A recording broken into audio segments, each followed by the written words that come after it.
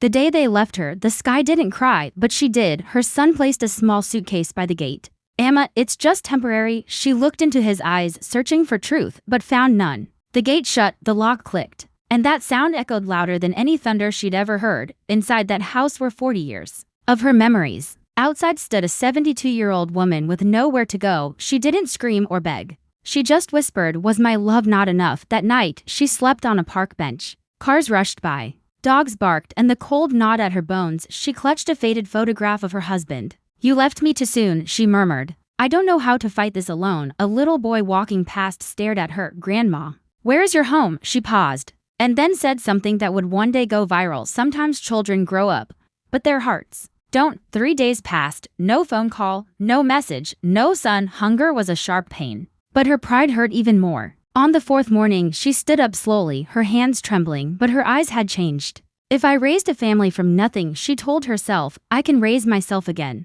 That was the moment. The victim died, and the warrior was born. She borrowed a small sum from an old vegetable seller, who remembered her kindness from years ago. With it, she bought tea leaves, milk, sugar, a broken table, and a small stove. On the side of a dusty road, she lit the flame. The first cup of tea boiled over, and so did her fear. Men passing by laughed. "Who will buy tea from an old woman?" She looked straight at them. "Those who are thirsty." Her first customer was a tired laborer. He sipped the tea quietly, then his eyes widened in surprise. "Emma, this tastes like home." Her own eyes filled, not with sadness this time, but with strength. Weeks passed. Her stall became known for two things: strong chai and even stronger words. When people asked about her life, she never hid the truth. "Yes, my son left me," she'd say calmly. Gasps would follow. "But he gave me a gift." "What gift?" someone asked. She smiled. "Freedom." One evening, a college student recorded her. "Emma," the girl asked, "aren't you angry?" The old woman stirred the tea. "Anger is heavy." She replied, "At my age, I carry only courage." The video went viral, millions watched.